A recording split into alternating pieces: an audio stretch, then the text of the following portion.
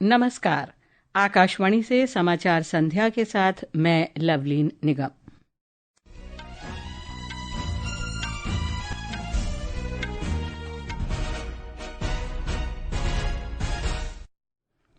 राष्ट्रीय जनतांत्रिक गठबंधन ने बिहार विधानसभा चुनावों के लिए सीट बंटवारे की घोषणा की। भाजपा और जेडीयू 101 सीटों पर, एलजेपी रामविलास 29 सीटों पर, जबकि आरएलएम और एचएएम 6 सीटों पर चुनाव लड़ेंगे। अमेरिका के राष्ट्रपति डोनाल्ड ट्रंप कल मिस्र में विश्व नेताओं के साथ पश्चिम एशिया में युद्ध समाप्त करने के उद्देश्य से गजा शांति समझौते को अंतिम रूप देंगे। अफगानिस्तान ने पाकिस्तान को चेतावनी दी, कहा काबुल के साथ संबंध बिगड़े तो वो अन्य विकल्प अपनाएगा। श्रीलंका में 2000 भारतीय सहायता के अंतर्गत आवास परियोजना के तहत तमिल लाभार्थियों को भारतीय आवास परियोजना के चौथे चरण में पात्रता दस्तावेज मिले। भारत ने सुल्तान जोहर कप जूनियर हॉकी में न्यूजीलैंड को 4-2 से हराया और महिला एक दिवसीय क्रिकेट विश्व कप में भारत ने ऑस्ट्रेलिया के सामने 331 रन का लक्ष्य रखा।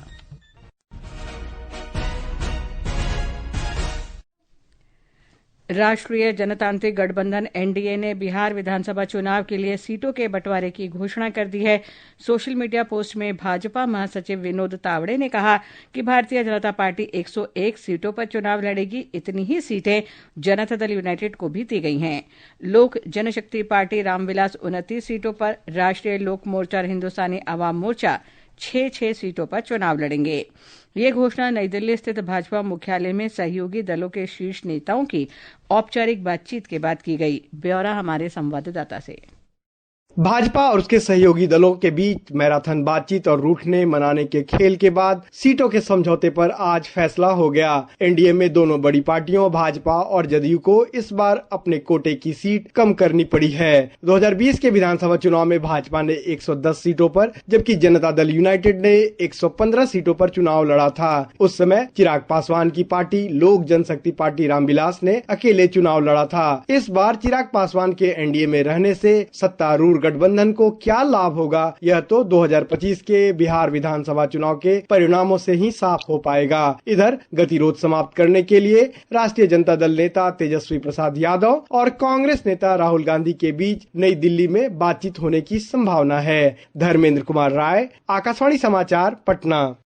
इस बीच प्रधानमंत्री और भारतीय जनता पार्टी के वरिष्ठ नेता नरेंद्र मोदी 15 अक्टूबर को बिहार में बूथ स्तर के पार्टी कार्यकर्ताओं से मुलाकात करेंगे। सोशल मीडिया पोस्ट में उन्होंने पार्टी कार्यकर्ताओं से अनुरोध किया कि वे मेरा बूथ सबसे मजबूत अभियान में भाग लें और अनुभव साझा करें। भारत के मुख्य न्यायाधीश न्यायमूर्ति भूषण रामकृष्ण गवई ने आज महाराष्ट्र के रत्नागिरी जिले के मंदनगढ़ तालुका में नए सिविल और आपराधिक न्यायालय भवन का उद्घाटन किया। उन्होंने समाज के अंतिम व्यक्ति तक न्याय पहुंचाने के महत्व पर जोर दिया और कहा कि न्याय सुलभ, कुशल और डॉक्टर बाबा साहेब आम्बेडकर द्वारा निर्धारित सिद्धांतों पर आधारित होना चाहिए। युवा कार्यक्रम और खेल मंत्री मनसुख मांडविया ने देश भर में नशा मुक्ति पहल शुरू करने के लिए इस्कॉन के प्रयासों की सराहना की। नई दिल्ली में इस्कॉन द्वारा आयोजित उद्गार युवा महोत्सव में भाग लेने के बाद उन्होंने कहा कि इस पहल के अंतर्गत युवाओं ने नशा मुक्ति का संकल्प लिया है। नशा मुक्त युवा फॉर विकसित भारत प्रधानमंत्री जी के स्वप्न को साकार करने के लिए इस्कॉन इंटरनेशनल द्वारा उद्गार 2025 कार्यक्रम के द्वारा 15,000 से अधिक युवाओं ने व्यसन मुक्ति का शपथ लिया और ये अभियान भविष्य में देश के लाखों युवाओं को नशा मुक्त करके विकसित भारत के अभियान में जुड़ेंगे। इस्कॉन ने उद्गार नशा मुक्त युवा संस्कार युक्त भारत अभियान शुरू किया है। इसका उद्देश्य 15 लाख युवाओं को भारत की आध्यात्मिक विरासत और सांस्कृतिक ज्ञान से जोड़कर नशे की गिरफ्त से बचाना है। ये समाचार आकाशवाणी से प्रसारित किए जा रहे हैं। ताज़ा समाचार जानने के लिए आप हमारे social media handle X @AIR news Hindi को फॉलो कर सकते हैं।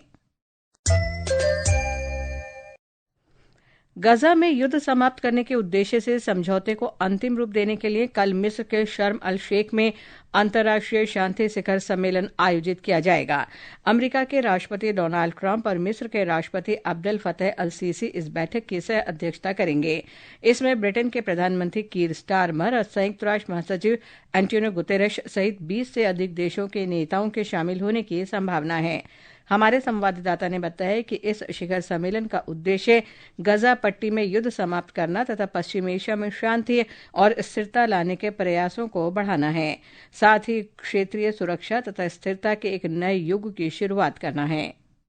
ये सम्मेलन अमेरिकी राष्ट्रपति डोनाल्ड ट्रंप के क्षेत्र में शांति स्थापित करने के दृष्टिकोण और दुनिया भर में संघर्षों को समाप्त करने के प्रयासों के क्रम में हो रहा है। मिश्र के अनुसार शिखर सम्मेलन का उद्देश्य गजा में युद्ध को समाप्त करने और ट्रंप की शांति योजना के दूसरे चरण के लिए अंतर्राष्ट्रीय समर्थन जुटाने के उद्देश्य से एक समझौते को अंतिम रूप देना है। इसका उद्देश्य हमास को निरस्त्र करना और पट्टी में एक नया शासी निकाय बनाना है। हालांकि इजराइल और हमास दोनों इस आयोजन में भाग नहीं लेंगे और फिलिस्तीन भी इसमें भाग नहीं ले रहा है।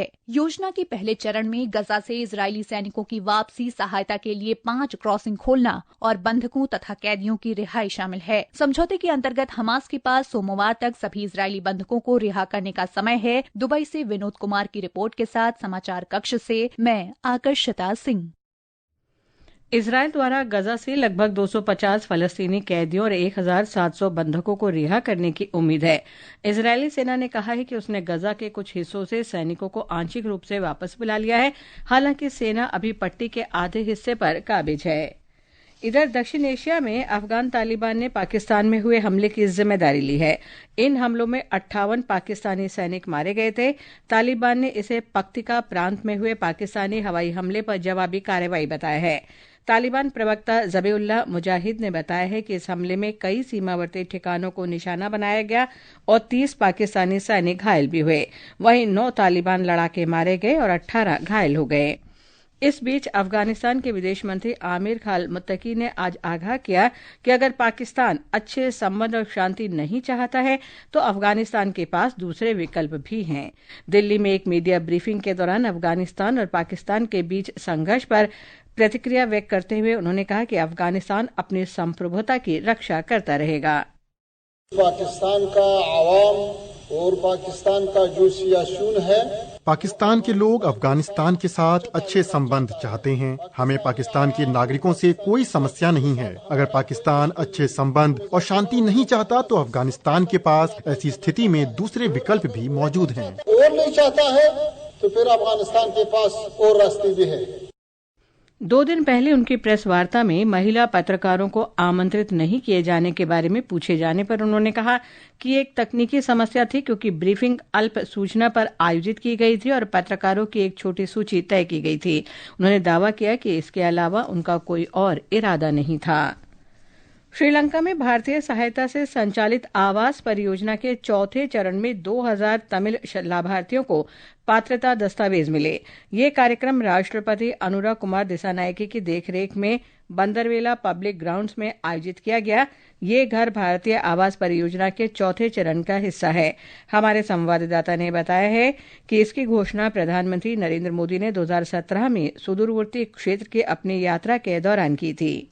श्रीलंका में भारतीय आवास परियोजना के अगले चरण की शुरुआत के साथ भारत ने चौथे चरण के तहत भारतीय मूल के तमिल समुदाय के लिए 14,000 घरों के निर्माण में अपना सहयोग आगे बढ़ाया है। भारतीय उच्चायुक्त संतोष झा ने बताया कि अब तक भारत ने श्रीलंका के सभी 25 जिलों में 65,000 घरों के निर्माण के लिए 64 अरब श्रीलंकाई रुपए से अधिक की सहायता प्रदान की है। उन्होंने इस बात पर जोर दिया कि ये पहल केवल घर बनाने की नहीं बल्कि भविष्य गढ़ने की है। वहीं श्रीलंकाई राष्ट्रपति अनुरा कुमार दिसानायके ने भारतीय प्रधानमंत्री नरेंद्र मोदी, भारत की जनता और श्रीलंका में भारत के उच्चायुक्त के प्रति कृतज्ञता व्यक्त की। अहमद मोइन फारूकी, आकाशवाणी समाचार, कोलंबो। भारतीय सेना इस महीने की 14 तारीख से नई दिल्ली में संयुक्त राष्ट्र सैन्य योगदान देने वाले देशों के प्रमुखों के सम्मेलन UNTCC की मेजबानी करेगी। 3 दिवसीय इस सम्मेलन में संयुक्त राष्ट्र सैन्य अभियानों में योगदान देने वाले कुल 32 देश शामिल होंगे, जिसमें 7 देशों के 15 प्रमुख, 17 उप प्रमुख और अन्य उच्च पदस्थ सैन्य अधिकारी भाग लेंगे। दुनिया भर में संयुक्त राष्ट्र शांति अभियानों में सैनिकों का योगदान देने वाले देशों के प्रतिनिधि मंडलों के कल राष्ट्रीय राजधानी पहुंचने की उम्मीद है। प्रधानमंत्री नरेंद्र मोदी द्वारा घोषित और पिछले महीने की 22 तारीख से शुरू हुआ GST बचत उत्सव पूरे देश को लाभान्वित कर रहा है। हमारी संवाददाता ने बताया है कि GST सुधारों से गोवा के विभिन्न उद्योगों को मजबूती मिली है। एक रिपोर्ट।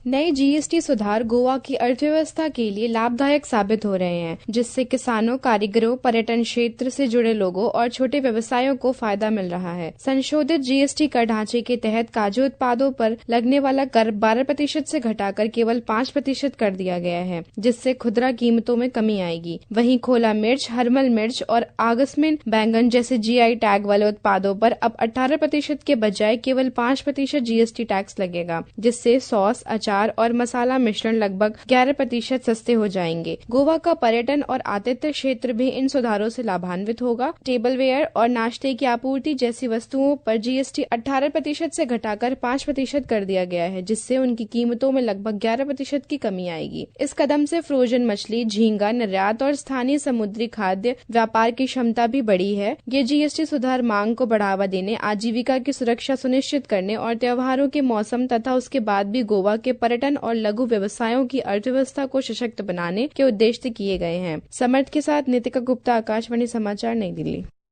प्रसार भारती के अध्यक्ष डॉक्टर नवनीत कुमार सहगल ने आज गोवा में लोकसभा में आईसीएआई सदस्यों की आवासीय बैठक में कहा कि भारत की बढ़ती अर्थव्यवस्था दुनिया भर में सम्मान अर्जित कर रही है। डॉक्टर सहगल ने कहा कि दुनिया की सबसे बड़ी अर्थव्यवस्थाओं में से एक भारत लगभग 6.8 से 7% की मजबूत गति से बढ़ रहा है। पश्चिम बंगाल में दुर्गापुर की अदालत ने एमबीबीएस की एक छात्रा के साथ सामूहिक दुष्कर्म के मामले में 3 आरोपियों को आज 10 दिन की पुलिस हिरासत में भेजने का आदेश दिया। ओडिशा की रहने वाली छात्रा के साथ शुक्रवार शाम को कथित तौर पर सामूहिक दुष्कर्म किया गया। इस मामले पर मुख्यमंत्री ममता बनर्जी ने एक विवादित बयान पर राजनीतिक बवाल मच गया है, जिसमें उन्होंने महिलाओं को रात से में बाहर न निकलने की सलाह दी थी। ये समाचार हमारी वेबसाइट www.newsonair.gov.in और हमारे न्यूज ऑन एआईआर ऐप पर भी उपलब्ध हैं। विज्ञान और प्रौद्योगिकी मंत्री डॉक्टर जितेंद्र सिंह ने मौसम विभाग द्वारा विकसित वेब जीआईएस आधारित बहु संकट पूर्व चेतावनी निर्णय सहायता प्रणाली डीएसएस की सराहना की है, जिसमें लगभग 250 करोड़ रुपए की बचत हुई है और विदेशी विक्रेताओं पर निर्भरता समाप्त हुई है। आज नई दिल्ली स्थित मौसम मुख्यालय के दौरे के दौरान उन्होंने आंतरिक प्रौद्योगिकी संचालित पूर्वानुमान प्रणाली की समीक्षा की और कहा कि इससे वार्षिक रखरखाव लागत में भी लगभग 5 करोड़ 50 लाख रुपए की कमी आई है, जिससे आत्मनिर्भरता के दृष्टिकोण को बल मिला है। मौसम विभाग ने कल तटीय आंध्र प्रदेश, माहे, दक्षिणी आंतरिक कर्नाटक, पुदुचेरी और कराईकल में अलग अलग स्थानों पर मध्यम से तेज बारिश का अनुमान लगाया है। ओडिशा, तेलंगाना, लक्षद्वीप में अगले 2 से 3 दिन में तेज हवाएं और गरज के साथ बारिश होने की आशंका है। आकाशवाणी का समाचार सेवा प्रभाग कल रात 9:30 बजे अपने फोन इन कार्यक्रम पब्लिक स्पीक में ऑनलाइन और सोशल मीडिया अपराधों से सुरक्षित रहने के तरीकों पर परिचर्चा प्रसारित करेगा। गुरुग्राम के साइबर क्राइम विभाग के एसीपी प्रियांशु दीवान परिचर्चा में भाग लेंगे। श्रोता हमारे टेलीफोन नंबर 01123310481 और 01123314444 पर अपने सवाल पूछ सकते हैं। खेलों में आईसीसी महिला एक दिवसीय क्रिकेट विश्व कप में भारत ने ऑस्ट्रेलिया को 331 रन का लक्ष्य दिया है। ताजा समाचार मिलने तक ऑस्ट्रेलिया ने 29 ओवर में 3 विकेट पर 177 रन बना लिए हैं।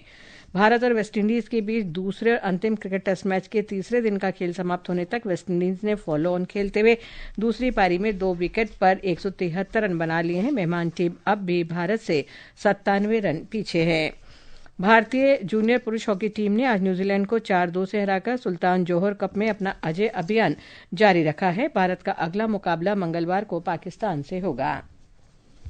अंत में मुख्य समाचार एक बार फिर। राष्ट्रीय जनतांत्रिक गठबंधन ने बिहार विधानसभा चुनावों के लिए सीट बंटवारे की घोषणा की। भाजपा जेडीयू 101 सीटों पर, एलजेपी रामविलास 29 सीटों पर, जबकि आरएलएम और एचएएम 6 सीटों पर चुनाव लड़ेंगे।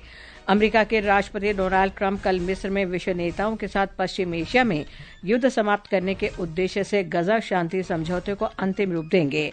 अफगानिस्तान ने पाकिस्तान को चेतावनी दी, कहा काबुल के साथ संबंध बिगड़े तो अन्य विकल्प तलाशेगा।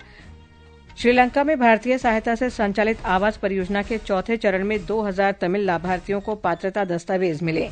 भारत ने सुल्तान जोहर कप जूनियर हॉकी में न्यूजीलैंड को 4-2 से हराया। इसके साथ ही समाचार संध्या का ये अंक समाप्त हुआ। नमस्कार।